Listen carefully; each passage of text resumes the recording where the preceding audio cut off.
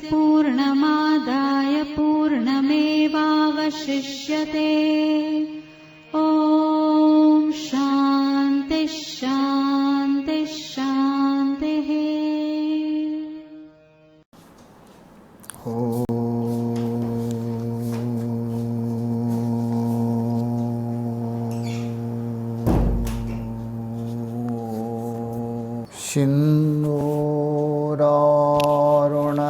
सिन्दूरारुणविग्रहं त्रिनयनं माणिक्यमौलिस्फुरत् तारानायकशेखरं स्मितमुखी मापीनवक्षोरुहं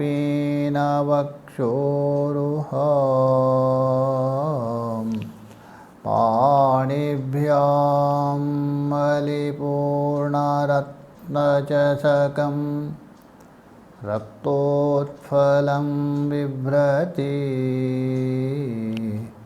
सौम्यं रत्नघटस्थरक्तचरणा ध्यायेत् परामम्बिकाम्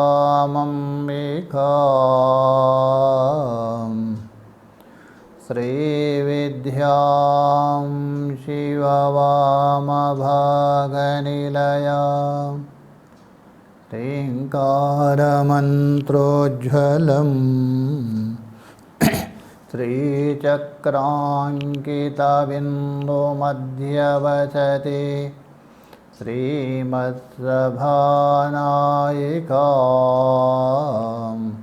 श्रीमच्छण्मुखविघ्नराजजननीं श्रीमज्जगन्मोहिनी मीनाक्षीं प्रणतोऽस्मि सन्ततमहं कारुण्यवारां निधे।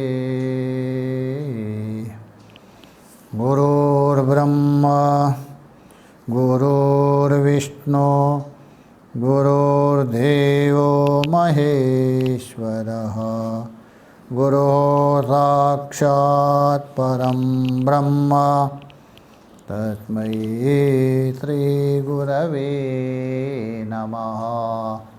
तस्मै श्रीगुरवे नमः। ॐ शान्ति शान्ति शान्तिः।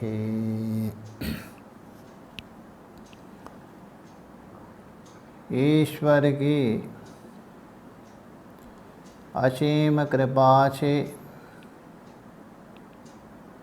महापुरुषों के अनुग्रह से हम लोग मानव का अर्थात मानव जीवन सफल हो जावे,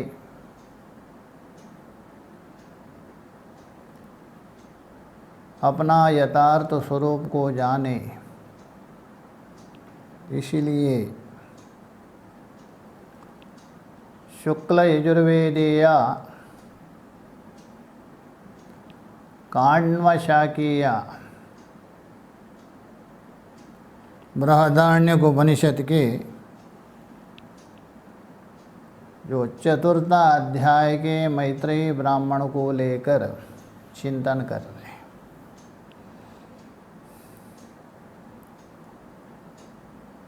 तो याज्ञवल्क्य का उत्तर सुनने के पश्चात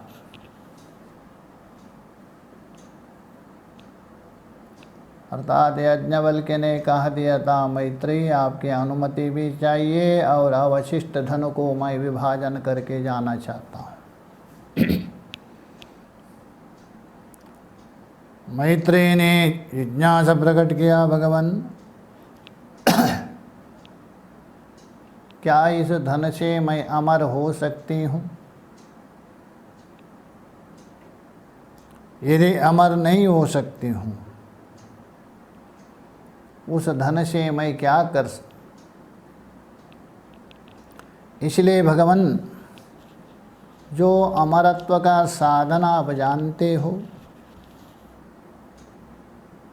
मोक्ष का साधन आप जो जानते हो, मेरा जो हित है जिससे मेरा कल्याण हो सकता है और जन्म मेरा सार्थक हो जावे, वही मुझे उपदेश कीजिए। और ये धनादि मुझे नहीं चाहिए।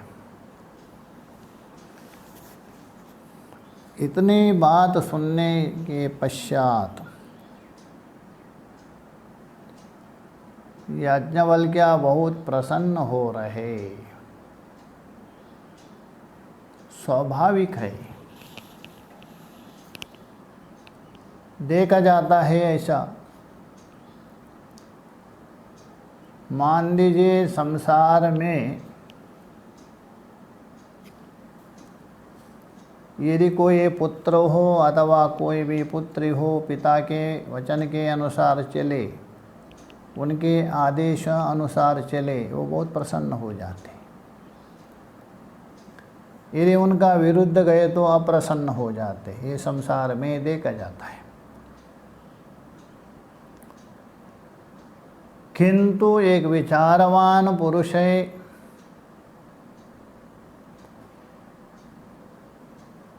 या सद्गुरु है, वो कभी प्रसन्न होता है। तो वो तभी प्रसन्न होता है। ये मानव जीवन किसके लिए मिला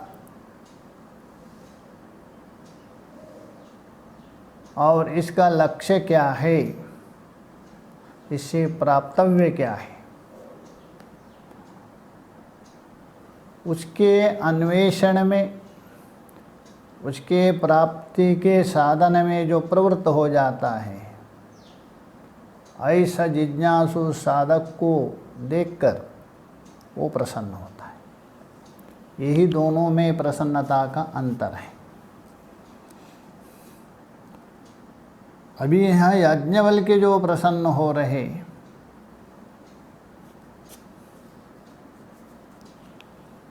इसलिए प्रसन्न हो रहे मैत्रेय का जो रूप है अथवा अन्य कोई देखकर नहीं। मैत्रेय का वो जिज्ञासु वचन है और उसके मुख से निकले हुए जो ब्रह्म विषय का जो चर्चा है, उसका जो प्रश्न है, उसको सुनकर अत्यंत प्रसन्न हो गए। यही बता रहे देखिए आगे जो 5वें मंत्र में जाके। स होवाच याज्ञवल्क्यः प्रिय वै खलु नो भवति सति प्रियम् अवृद्धन्तः तर्हि भवति एतद्व्याख्यस्यामि ते व्याचक्षाणस्य तु मे निदिध्यासस्वेति।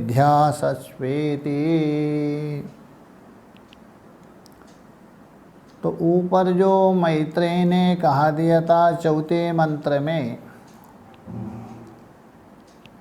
हे भगवन, हे पूजनीय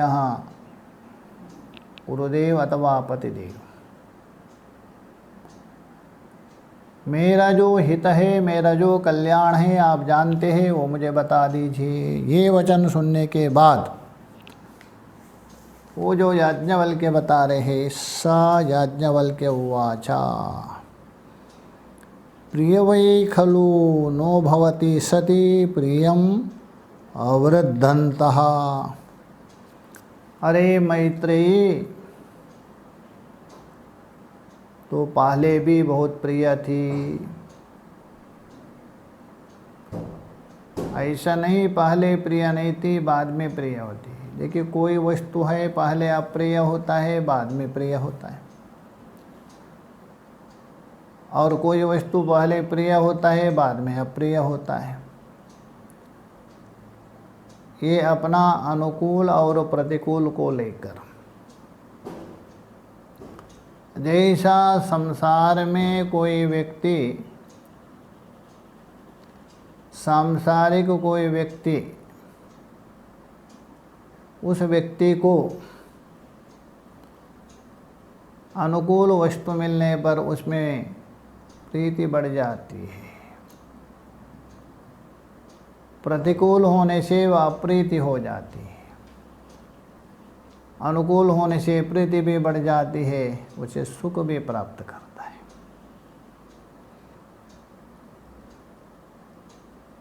इसलिए हे मैत्रेयी, पहले भी आप मुझे प्रिय थी, क्योंकि मेरा वचन कभी उपेक्षा नहीं करती थी, मेरे अनुकूल चलती थी, इसलिए प्रिय थी। तो इसलिए बोल रहे प्रिय में खलु नो भवती सती, पहले प्रिय होते हुए भी प्रियम अवृद्धंतः, अभी तो जो प्रियत्व है, जो प्रेम है, और भी बढ़ा दिया, और भी प्रिय हो गई मुझे,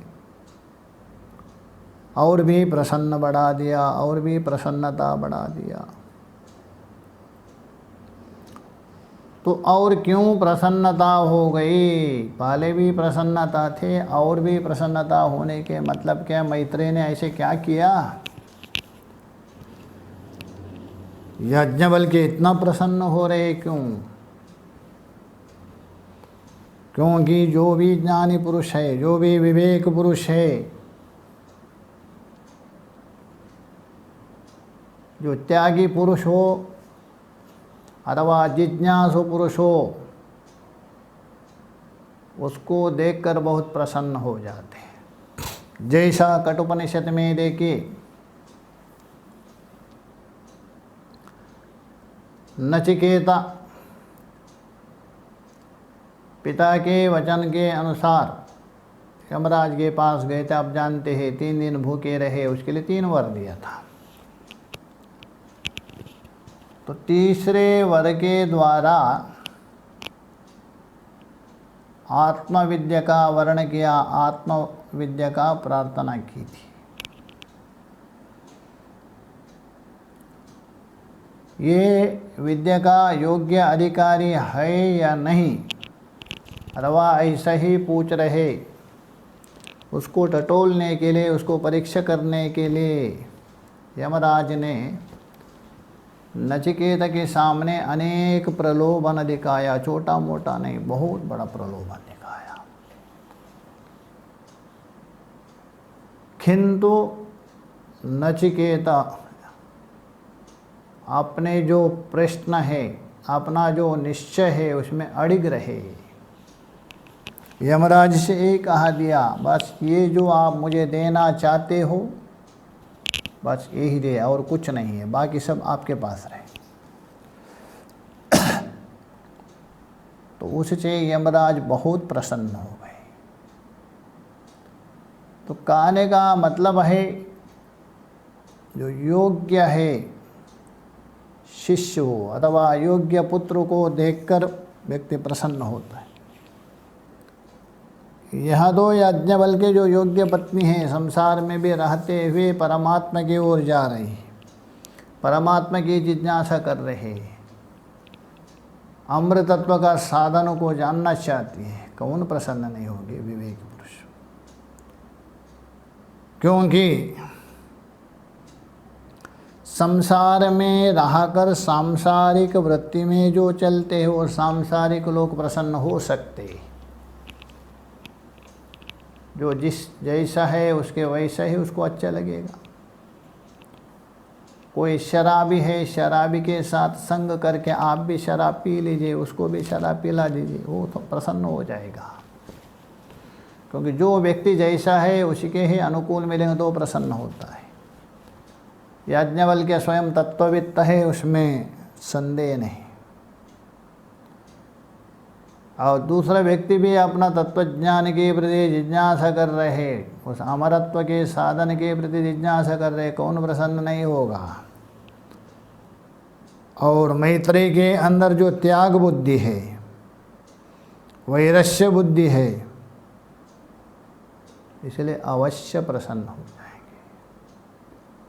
क्योंकि शास्त्र में बता दिया है संसार में जो प्रवृत्त हो रहे सांसारिक वृत्ति ही जिसका मुख्य लक्ष्य है वो एक प्रकार से पशु है। ये बता दिया उपनिषद में। यो हि वृत्तिं विहायेनां ब्रह्माख्यं पावनीं परां वृतेवाते तु जीवन्ति पशुभिश्च समानरः। ये श्रुति वचन है। यो ही अर्थात जो कोई भी व्यक्ति निर्दिष्ट नहीं कर रहे, कोई भी हो सकता है, चाहे तो वो संसारी हो महात्मा हो कोई भी हो। यो ही वृत्तिम विहायः, वृत्ति को त्याग कर कौन सी? ब्रह्माख्यम, ब्रह्म संज्ञक आत्मस्वरूप जो मोक्ष माना जाता है, आत्यंतिक दुख निवृत्ति कहा जाता है, उसका कारण ऐसा जो ब्रह्म संज्ञक वृत्ति को त्याग करके, और वो वृत्ति कैसी? पावनीम पराम। देखिए दो वृत्ति बनती है हमारे अंतःकरण में। ये वृत्ति है अंतःकरण का धर्म है, उसी को ये प्रमाण कहा गया है इस शास्त्र में। एक वृत्ति बनती है अनात्म विषयक वृत्ति, सांसारिक वृत्ति अथवा भौतिक वृत्ति। जो बाह्य विषयों को लेकर जो वृत्ति बनती है, शरीर पोषण के लिए जो आवश्यक विषयों में वृत्ति बनती है, ये बाह्य वृत्ति है। और बाह्य जो वृत्ति है खंड वृत्ति माना जाता है। क्यों खंड? भिन्न भिन्न वृत्ति बनते हैं। आप यदि आपका इष्ट पदार्थ है कोई, मान लीजिए कोई मोबाइल, उसमें देखने से मोबाइल आकार वृत्ति बन गई। गाड़ी को देखने से गाड़ी के समान वृत्ति बन गई। भोजन को देखते हुए भोजन के समान वृत्ति बन गई। पुत्र को देखते हुए पुत्राकार वृत्ति बन गई। आपकी वृत्ति बदलती गई। मोबाइल में वृत्ति थी, गाड़ी में गई, गाड़ी में वृत्ति थी, मकान में गई, मकान में वृत्ति थी, पुत्र में गए, पुत्र में वृत्ति थी, भोजन में गई। ये वृत्ति बदलती गई। इसलिए खंड खंड खंड होने से इसी का नाम है खंड वृत्ति। विषयों में जो भी वृत्ति बनेंगी वो खंड वृत्ति है। और एक हमारी वृत्ति बनती है वो अखंड वृत्ति। अखंडम किम तावत ब्रह्ममेवः। संसार खंड खंड है। जो खंड खंड है, सावयव है, कार्य है, शिथिल होने वाला है, नष्ट होने वाला है, खंड है। एक अखंड तत्व है। जहाँ भेद है वह खंड होना ही है। जो अभेद है वो एक है, वो अखंड है, उसको खंडित नहीं कर सकते। जैसा मान लीजिए मोटे तरफ से पृथ्वी को आप खंड कर सकते, जल को खंड कर सकते, किंतु आकाश को खंड नहीं कर सकते। यदि आकाश को ही आप खंड नहीं कर सकते हैं, विभागन नहीं कर सकते, भेद नहीं कर सकते हैं, पृथक नहीं कर सकते, तो ब्रह्म कैसा खंड होगा? ब्रह्म कैसा विभाग होगा? कैसा आपके स्वरूप से पृथक हो सकता है? नहीं हो सकता है। इसलिए वहाँ बता रहे वो ब्रह्माख्य वृत्ति कैसी है? पावनीम। जो खंड वृत्ति है वो पावनी नहीं है, पवित्र नहीं है। क्यों? आपको दुख देगी। दुख मिटाने वाली वृत्ति नहीं हो। दुख बढ़ाने वाली वृत्ति है। तो इसलिए वो पावन ही नहीं है, पवित्र नहीं है। और ब्रह्माकार जो वृत्ति है, आत्माकार जो वृत्ति है, वो आपके सारे दुखों को मिटाने वाली वृत्ति है। इसलिए पावनीम पराम, पावन और परम है, उत्कृष्ट है। ऐसी जो पावनी पराम ब्रह्माख्य वृत्तिम विहाया, उसको त्याग करके, देखिए विचार कर दीजिए, बुद्धि दिया है भगवान ने, क्योंकि ये जो पावनी परमाख्य वृत्ति है मनुष्य ही कर सकता है ना, पशु नहीं कर सकते। पशुओं को पता नहीं, उनके अंदर बोध ही नहीं है।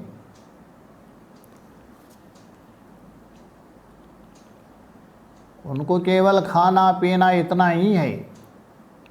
मनुष्य भी यदि वैसा हो, ये पावनी वृत्ति कहिए अथवा ज्ञान कहिए, विचार कहिए, तभी विशेषता है। अभी ये जो पावनी है परम वृत्ति मनुष्य ही कर सकता है। यदि इनको छोड़ करके यदि अन्य विषय में प्रवृत्त हो रहे,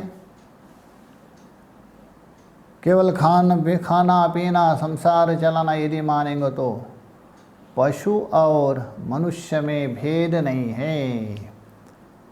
शास्त्र उद्घोष कर रहे हैं। आहार निद्रा भयमैथुनानि समानि चैतानि नृणां पशूनां ज्ञानं नराणां अधिको विशेषो ज्ञानेन हीना पशुभिः समाना। स्पष्ट बता रहे शास्त्र। आहारा, अरे आहार मतलब खाना, हम खाते रहते हैं। सुबह खाते हैं, दोपहर को खाते हैं, रात्रि में खाते हैं। कुछ लोग बीच में बहुत जहाँ भी देखा जाता है आप इसमें बैठ के खाते रहते हैं और शरीर भी मोटा होते जाता है। खाते थोड़ा। एक जगह हम गए थे हिमाचल की तरफ से, तो वहाँ जो थे वो थोड़े से खाते थे, बस एक आधी रोटी। हम तो 2-4 रोटी खाता था। हमने सोचा ये रोटी एक आधी रोटी खा रहे, हम तो 4 खा रहे। थोड़ा मन में आ गया।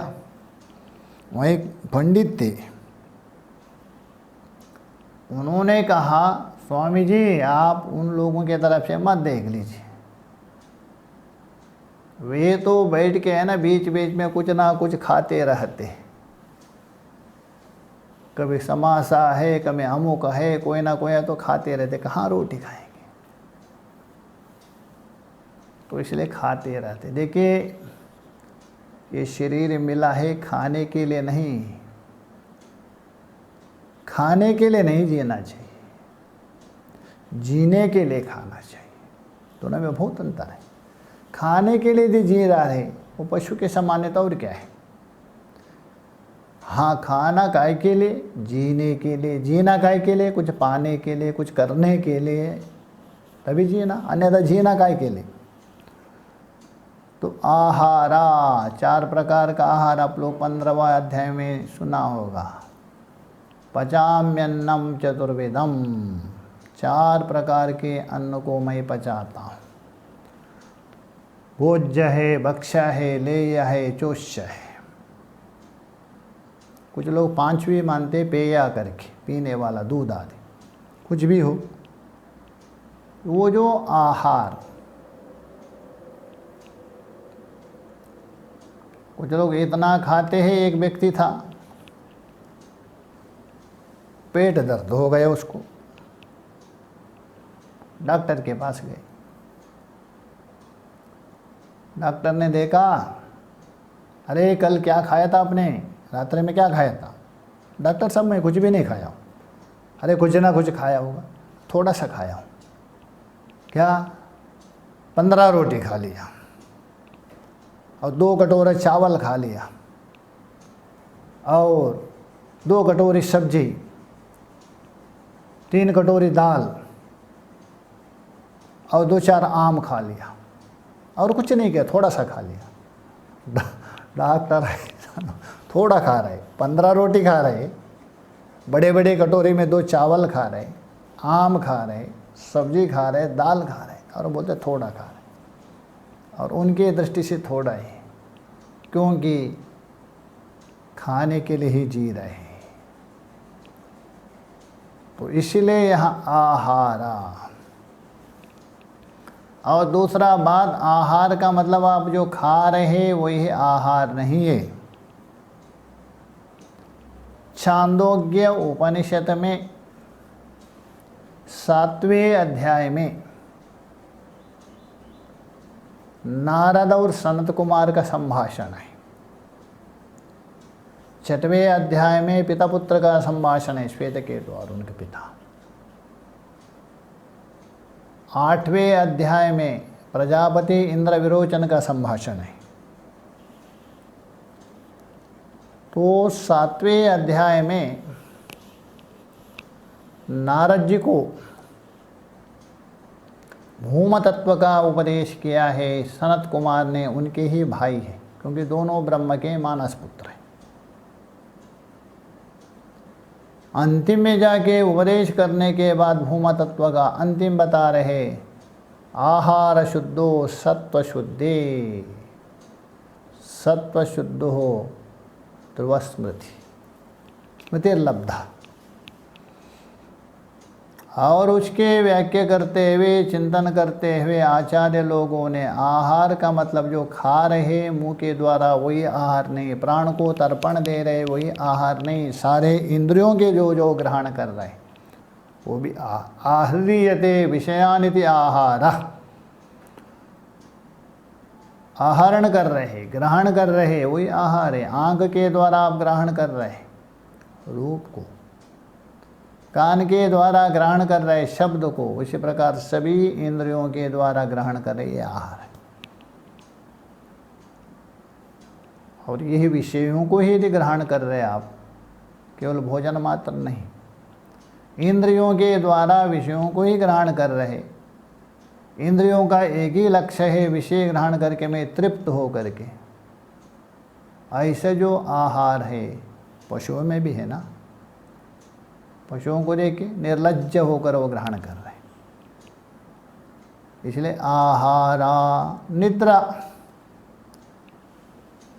अरे शरीर मिला है सोने के लिए नहीं। बहुत लोग अरे सोते रहो, सोने से जो आनंद मिलता है और आनंद नहीं मिलता है। ऋषिकेश में थे हम लोग बहुत पहले, तो एक समय क्या हुआ,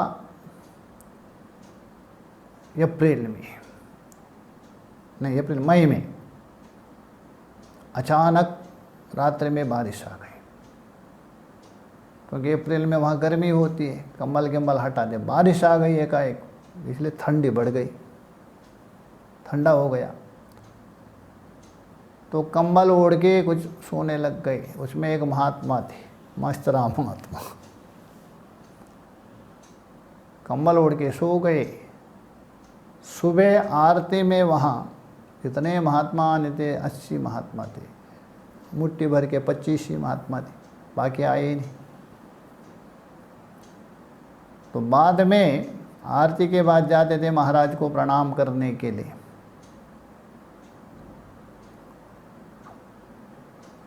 पूज्यपाद ब्रह्मलीन महाराज जी जो विद्यानंद जी महाराज थे उस समय, तो उन्होंने पूछा एक संत से, नागा बाबा थे, अरे आज आरती में क्यों नहीं आए? तो बोले महाराज मैं सो गया हूँ, बारिश आ गई सो गया। क्यों सो गया? महाराज बारिश आ गई, ठंडी लग गई, सोने के लिए मज़ा आ गया, सोने के लिए मज़ा आ गया। तो ऐसे ही बहुत लोग कहते हैं ये शरीर है, अरे सो जाओ, बहुत लोग पूछते महाराज आप तो 3 बजे उठते, सोते कभी है? शरीर खराब हो जाएगी, इतना जल्दी नहीं उठना चाहिए। सुबह जल्दी उठ गए 3 बजे, शरीर खराब हो जाएगा। अपना गणित लगाएंगे, क्योंकि हम तो 8-9 बजे उठते हैं, आप इतना जल्दी उठते हैं, वो ठीक नहीं, ऐसा बोलते। अच्छा, वो बहुत बुद्धिमान हो गए, हमारा ऋषि और शास्त्र वाले किसी काम के नहीं। महापुरुष और शास्त्र में कहा दिया है सुबह ब्रह्म मुहूर्त में उठो। अभी कुछ स्वीकार भी कर रहे हैं, बहुत रिसर्च करने वाले कोई कम नहीं है कि पीछे पड़ते ऐसे क्यों है करके, ऐसे देखा भी गया है। जो सुबह ब्रह्म मुहूर्त में उठते हैं वो जितने स्वस्थ है, बाद में उठने वाले उतना स्वस्थ नहीं रहेंगे, ये देखा जाता है। ब्रह्म मुहूर्त कहते हैं जैसा 24 घंटा मानते ना, 24 घंटा दिन रात्र मिला के 24 घंटा माना है, तो 3 घंटा का एक प्रहार माना जाता है। तो दिन रात्रि में पूरा मिला करके 8 प्रहार माने जाते हैं। 8 गुणा 3 24 हो गया। तो सायंकाल 6 से 9 एक प्रहार, इसलिए देखिए शिवरात्रि में जो 4 प्रहार करते हैं, 4 प्रहार में जागरण रहते हैं ना, 6 से 9 एक प्रहार, 9 से 12 दूसरा प्रहार, 12 से 3 तक चौथा तीसरा प्रहार, और 3 से 6 चौथा प्रहार। अभी देखिए वहाँ 3 से जो 6 तक है, 3 से 6 मतलब चौथा प्रहार हो गया। 6 से 9 तक एक हो गया, 9 से 12 तक, 12 से 3 ये तीसरा, 3 से जो 6 है चौथा प्रहार, रात्रि का, दिन का नहीं। ये जो रात्रि का जो चौथा प्रहार कहते हैं, मतलब उसको 3 से 6, इसको मानते हैं ब्रह्म मुहूर्त। ये ब्रह्म मुहूर्त माना। जो गांव में रहते हैं अथवा गांव में जो जाते हैं उनको पता है, देखा होगा। गांव में आप रहते, आस पास में किसी के पास होगा मुर्गा गिर गया कोई, वो 3 बजे, बिल्कुल 3 बजे 3 बार वो कुकू करता है। क्यों? सिटी में इधर हो तो कोई अलग बात है, अलग बात है। गांव में रह के पहले होता था, क्योंकि हम जो जहाँ रहते उससे दूर में था, वो रात्रि में बोलता था कू करके। तो 3 बजे क्यों बोल रहे हैं? तो इसका मतलब वो 3 बजे 3 बार ऐसा कहते हैं, कहावत है। जो मुर्गा सोता है वो चोंच है जमीन को लगा करके सोता है, बोलता है। तो 3 बजे है, ब्रह्म का जो रथ है वो परिक्रमा करता है पृथ्वी में, तो उसकी जो आवाज़ है उसको श्रवण होता है, बोलते, इसलिए वो 3 बार ऐसा करते। उसी को ही आधार लेकर पाणिनि जी ने सूत्र भी बना है, उकालो करके, उकालो अच ह्रस्व दीर्घ प्लुतः करके, ऐसा मानते हैं। तो कहने का मतलब है 3 से 6 तक ब्रह्म मुहूर्त है, ये ब्रह्म मुहूर्त माना है।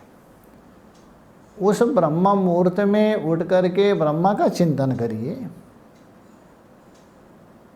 उस ब्रह्म मुहूर्त में आप सो रहे, उस ब्रह्म का अवहेलन कर रहे हैं, मतलब अपने को ही अवहेलन कर रहे हैं। आपके अंदर जो तत्व है उसके लिए, केवल आपका शरीर को सुख देने के लिए अपना जो वास्तव स्वरूप को उपेक्षा कर रहे हो। क्या ये शरीर आपका साथ में जाएगा? गया है किसी के साथ? अंततः जाके आपको धोखा ही देंगे। और क्या करेगा वो? उस शरीर के लिए आप ये करते हो। ठीक है, शरीर के रेस्ट होना चाहिए, शरीर को आराम होना चाहिए, शरीर की सुविधा भी होना चाहिए। क्यों होना चाहिए? काय के लिए होना चाहिए? ये विचार करो। शरीर का मकसद क्या है? शरीर से आप क्या करना चाहते हैं? इस शरीर से यदि आप कुछ प्राप्त करना चाहते हैं तभी ठीक है। केवल खाने पीने के लिए हो तो वो शरीर के नहीं। एक तो पहले से पाप से बना है और भी पाप कर रहे हैं। इसलिए आहार निद्रा, भय भी होता है। द्वितीयाद् वै भयं भवति, सबको भय होता है। भय रहित है अभयम वै, तत्व है, आत्मा है अथवा आत्माविद पुरुष है वो अभय होता है, बाकी सब भयग्रस्त है। इसलिए भरतृहरि को गाना पड़ा, सर्वम वस्तु भयाम भुवि नृणान्वितम, सारे वस्तु भयग्रसित है। तो आहारा निद्रा भय भय मैथुनाम, सृष्टि करना। ये जो सृष्टि करना, समानि चा एतानि नृणाम पशूनाम, पशु और मनुष्य में कोई अंतर नहीं। और इसका यदि एवरेज करेंगे इन चारों में, मनुष्य से पशु बेहतर है। खाने में भी पशु जितना खाएंगे मनुष्य नहीं खा सकता, संभव नहीं। जितना गाय हो, भैंस हो और हाथी का तो कहना ही क्या बात है। जो हाथी एक दिन खाएंगे आप 1 महीना तक भी नहीं खा सकते। निद्रा में रह के कुछ पशु है सोते रहते, उनके सामने आप कुछ भी नहीं। भय भी उनको आपसे ज़्यादा है। मैथुन तो देखा जाता है संतान, कुत्ता है सूअरों की संतान देख के, इतना संतान आप जीवन भर नहीं कर सकते। वो एक बार जो उत्पन्न करते कुकुरा, ये सूअर आदि, ये 4 है पशु और मनुष्य में समान है। इन्हें चारों को लेकर ही अब जी रहे।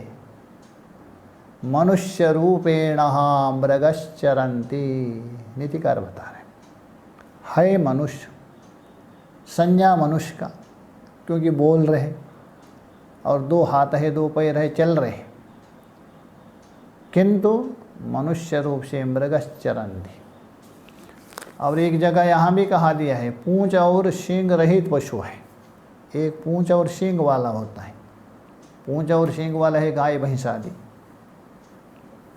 और पूंछ रहित सींग हो गया मनुष्य, उसको पूंछ नहीं। तो इसलिए जो 4 है बिल्कुल समान है, पशु और मनुष्य। किंतु मनुष्य को श्रेष्ठ इसलिए कहा दिया नारायण, ज्ञानम नराणाम अधिको विशेषा। बस ये 5वें चीज में जाके मनुष्य में विशेषता आती है। ज्ञान है, विवेक है, विचार है। ये विचार केवल मनुष्य कर सकता है। ये शरीर क्यों मिला है, शरीर से मुझे क्या करना है, मेरा लक्ष्य क्या है, गंतव्य क्या है, प्राप्तव्य क्या है, ये सारा संसार दृष्टो नष्ट है। आज देख रहे, आज बात कर रहे, कल वो तो बात करने के लिए सामने नहीं। इसलिए शरीर मिला है, शरीर के अंदर जो तत्व है, क्षेत्रज्ञ है, जो साक्षी है, प्रत्यगात्मा है, परमात्मा है, उसको जानने के लिए ये जो ज्ञान है मनुष्य में, तो इसलिए बोल रहे ज्ञानम नराणाम अधिको विशेषा। ये पशुओं के अपेक्षा विशेषता है। इसलिए पशु होने पर भी पशुपति को प्राप्त कर सकते हैं।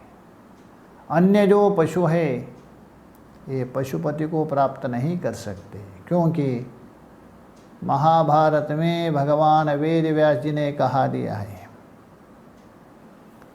अरे मनुष्य, ये जो 5 है, 5 को लेकर कुरंग मातंग पतंग भृंगा मीना हता पंचभिरेव पंचा, ये 5 को लेकर, शब्द स्पर्श रूपों को लेकर एक एक जीव अपना प्राण गवा दिया। बेचारे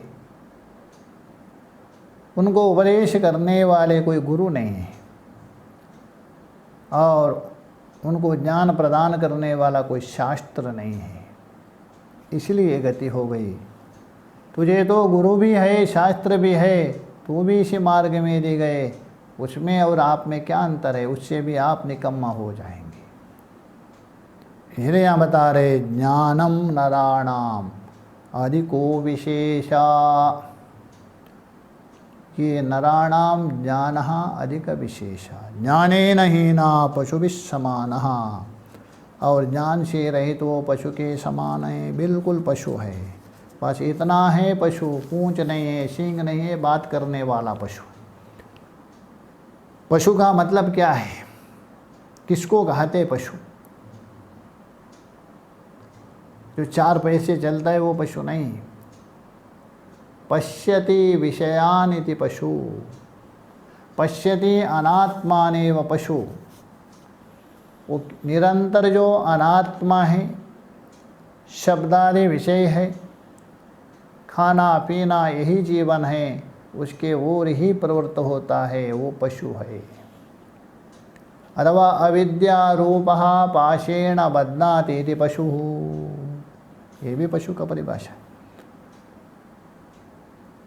अच्छा, खाना पीना सोना वो भी कर रहे, आप भी कर रहे हैं, इतना अंतर है। वो जंगल में इधर उधर बैठेंगे, आप घर में बैठे हैं, और वो भी दूसरे खेती गीती में जाके खाएंगे, दंडा भी पड़ेंगे, आप दूसरे का लूट पाट करके खा रहे हैं, अथवा किसको ठगा करके खा रहे हैं, अथवा ज़्यादा सो तो मेहनत करके खाएंगे। जैसे कोई पशु है, बैल है, गधा है, मेहनत कर रहे, उनको मालिक खिला रहे हैं, आप भी मेहनत करके खा रहे हैं। इसलिए इनमें समान है। ज्ञान यदि है वो मनुष्य में ज़्यादा है। इसलिए वहाँ उपनिषद में कहा दिया पावनीम पराम ब्रह्माख्यम वृत्तिम विहाया, ये जो पवित्र है करने वाली है। पवित्र कौन है? पवित्राणाम पवित्रम यो मंगलानाम च मंगलम। भगवान परमात्मा है, वो पवित्रों में पवित्र है, मंगलों में मंगल है। ऐसे जो पवित्र पावनी जो ब्रह्माख्य वृत्ति है, उसको ये कहते ज्ञान। ब्रह्माख्य वृत्ति कहिए, ज्ञान कहिए, उसको वहाँ बता दे। वृतेव देतु जीवन्ति यो ही वृत्तिम विहाया। अभी जो बताया था वृत्ति, ज्ञाने नहीं न वही ब्रह्माख्यम, ऐसी वृत्ति नहीं है, ब्रह्माख्यम पावनिम परम व्रतेव देतु जीवन्ति। उनका जीवन व्यर्थ है, जैसा आहार निद्रा भयमैथुनानि, चार जैसे ही पशुओं के समान। पशुभिश्च समान रहा, ये श्रुति में बता दिया। वहाँ भी ज्ञानेन हीना पशुभिः समानः, महाभारत आदि में बता दिया। एक श्रुति में बता दिया, एक इतिहास और स्मृति आदि में बता दिया। कहने की तरीका अलग है बस। वहाँ आहार निद्रा भयमैथुनानि बता दिया, यहाँ तो यो ही वृत्तिम विहायेनम ब्रह्माख्यम करके बता दिया।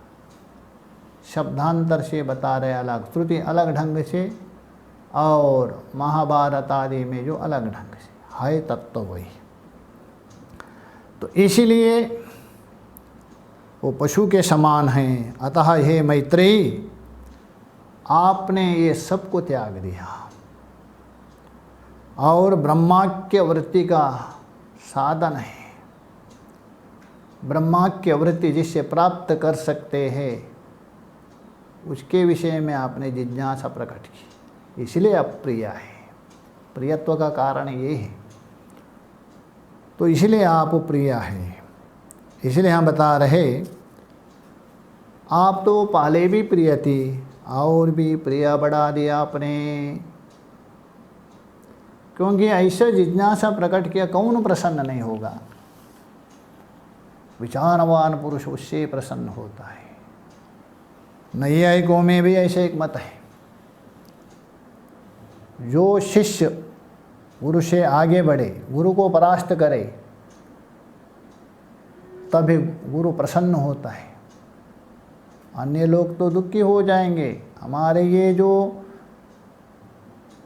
सनातन संस्कृति है उसमें, गुरु परंपरा जो चलता है उसमें यदि शिष्य से गुरु परास्त हो जाएंगे, वो गुरु बहुत प्रसन्न मानता है, क्योंकि मेरा जो शिष्य है मेरे से आगे बढ़ गया, ऐसा मानते। प्रसन्न तभी होता है। मैं हार गया ऐसा दुखी नहीं होता है उनको। लोग में क्या है, अरे मैं हार गया दुखी होता है, किंतु यहाँ प्रसन्न होते हैं। इसलिए प्रसन्न होते, शिष्य की उन्नति हो गई, शिष्य की उत्कर्षता होगा, शिष्य से मुझे कुछ मिलेगा ये नहीं, अथवा संसार से जो कुछ मिलेगा इससे प्रसन्न होता है, अंततः दुख देंगे वो। इसलिए याज्ञवल्क्य भी इसलिए प्रसन्न हो गए। ये जो वाशवी वृत्ति है, आहार निद्रा भयमैथुन अथवा अनात्म वृत्ति को त्याग करके पावनी परम ब्रह्माक्य वृत्ति के ओर प्रवृत्त हो रहे हैं मैत्रेय, इसलिए प्रसन्न हो रहे। क्योंकि शास्त्र में कहा दिया है स्पष्ट, तेजो बिंदु उपनिषद में कहा दिया है, त्यागो ही महता पूज्य सद्यो मोक्ष प्रदायका। उपनिषद का वचन है, त्यागो ही महता पूज्य।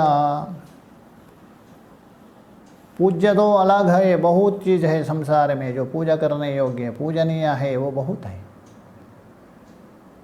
किंतु जो त्याग है ये महान पूज्य है। इतना पूजनीय है, इतना पूजनीय है, उसके जैसा कोई है ही नहीं। क्यों? सद्यो मोक्ष प्रदायका। यदि आपके अंदर वास्तव में सात्विक त्याग है, पहले भी बताया था, आप सद्यो मोक्ष प्रदायका अर्थात आपको जीवन मुक्ति के ओर तुरंत ले जाएगा, जीवन मुक्ति का मार्ग खुल जाएगा। गीता में भी त्यागात् शान्तिरनन्तरम, त्यागेन एक अमृतत्वम अनाशुः उपनिषद है। तो इसलिए ये त्याग को देखकर मैत्रेय के अंदर क्या याज्ञवल्क्य प्रसन्न हो गया, और कोई प्रसन्न नहीं है। एक संसारी स्त्री होते हुए इतना विवेक, इतना विचार,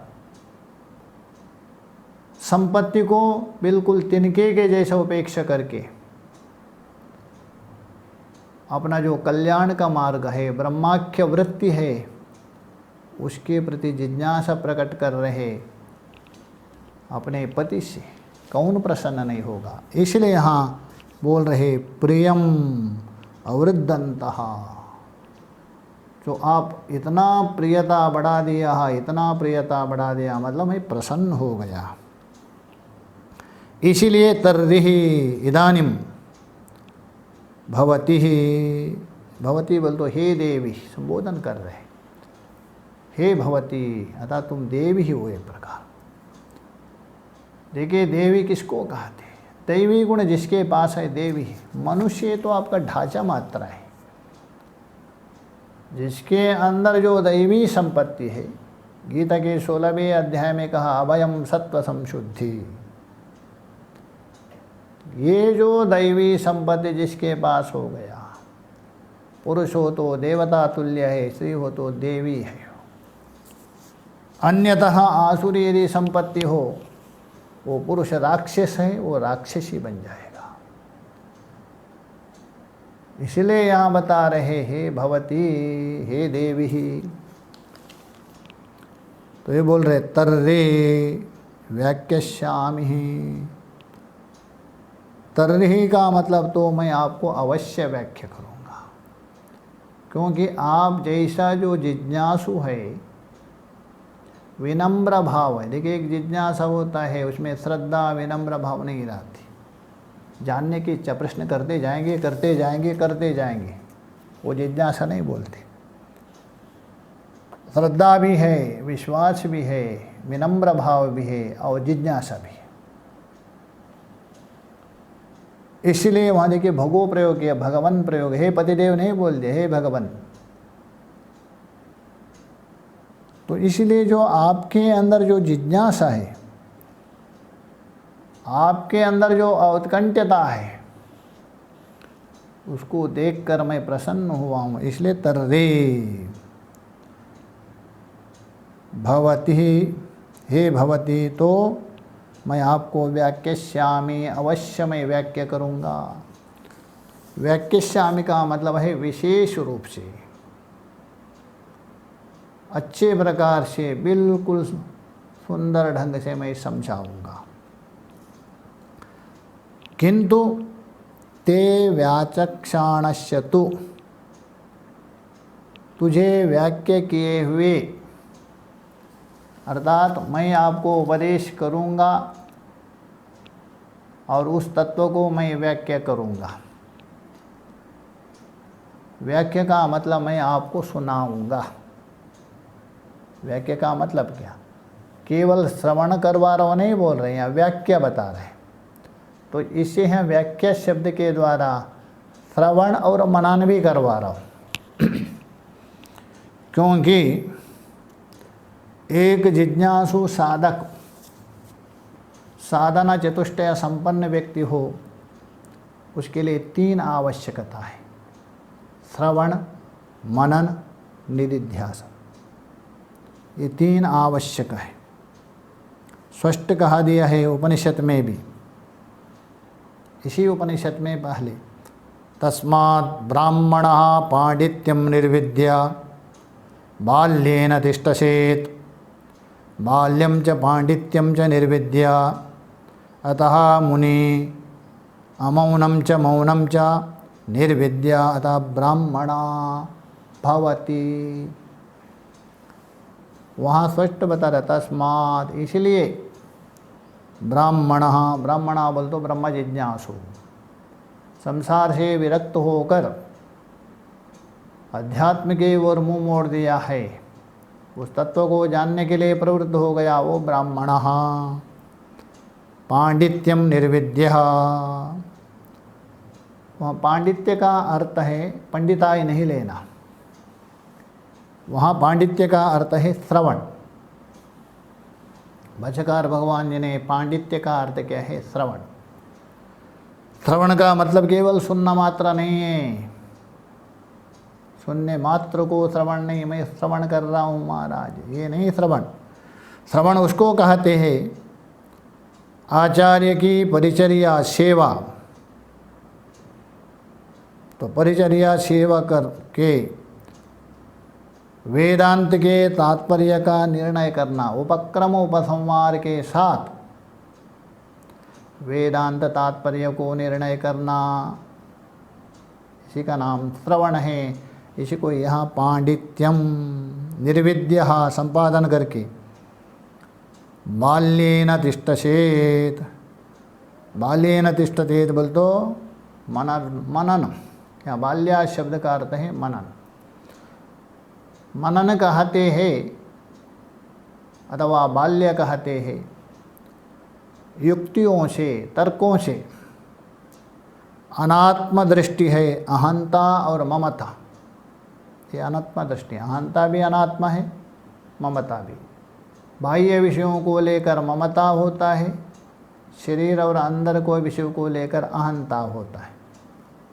अंतःकरण में जो भी है उसको लेकर अहंता होता है, जैसे अहम सुखी, अहम दुखी।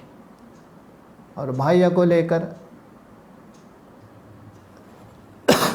ये मेरा मकान है, संबंध होता है, वहाँ ममता होती। तो अनात्म दृष्टि अर्थात अहंता, ममता, तिरस्कार, वो जो तिरस्कार है, निराकरण है, वो निराकरण करने का नाम है मनन। और इसी को यहाँ बाल्य शब्द बता दिया। तो बाल्येन तिष्ठसेत्, बाल्यम च पांडित्यम च निर्विद्या। इस प्रकार श्रवण और मनन पूर्ण करने के बाद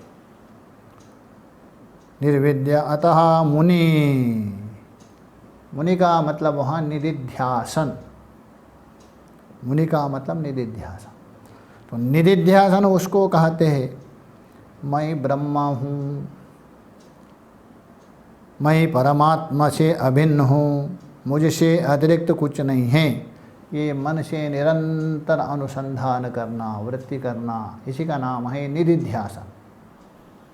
ये 3 एक साधक के लिए आवश्यकता है। ये बृहदारण्यक में पहले बता दिया था। इसलिए वहाँ बाल्यम च पांडित्यम च निर्विद्यतः मुनि अमौनम च मौनम च निर्विद्या ब्राह्मणा भवति। अमौन शब्द के द्वारा श्रवण और मनन 2 का ग्रहण होता है अमौन शब्द से। मौन शब्द से ग्रहण होता है, मौन नहीं लेना, निधिध्यासन। ये 3 बता दिया। तो ये तीनों में हे मैत्रेयी, मैं 2 तो आपको बता ही देंगे, इसलिए है व्याख्यास्यामि, व्याख्या करूँगा, श्रवण भी करवाऊँगा, युक्ति के साथ आपको मनन भी करवाऊँगा। ये जो व्याख्यास्यामि शब्द के द्वारा प्रकट हो रहा है। किंतु एक तो बच गया, कौन? निधिध्यासन। तो इसलिए बोले ते व्याचक्षाणस्य, तुझे मैं जो व्याख्या करूँगा, श्रवण करवाऊँगा, जो साथ साथ में मनन भी करवाऊँगा युक्तियों के द्वारा। है देंगे आगे युक्ति बढ़िया ढंग से, कैसा ही करके। किंतु अवशिष्ट जो तीसरा है, पीछे उसको मुनि कहा दिया था।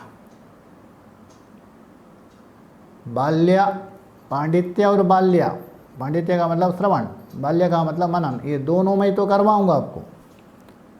किंतु ये दोनों आपको प्राप्त करने के बाद मैं निधिध्यास स्वाहा, अर्थात मैं बोल तो मेरे द्वारा श्रवण करने के पश्चात, मनन के पश्चात निधिध्यासन तुझे करना पड़ेगा।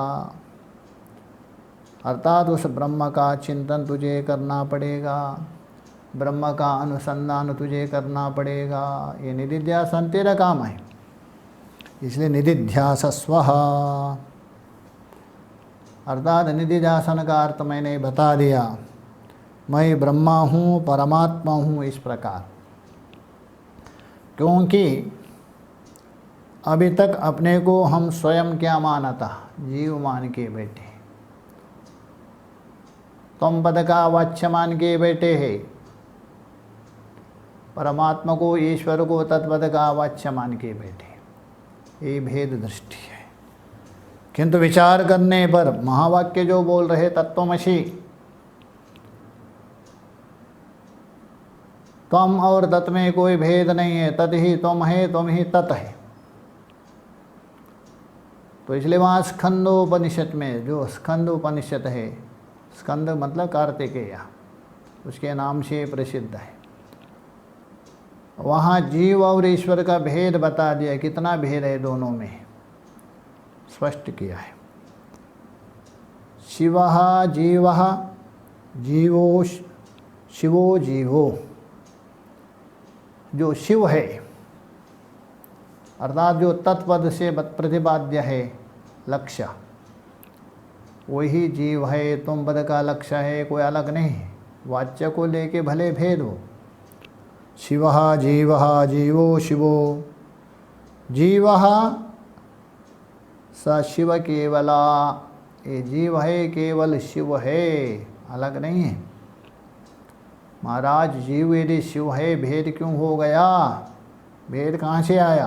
मातृति बता रहे, तुषेण बद्धव्रीहि स्यात् तुषाभावेन तंडुलः।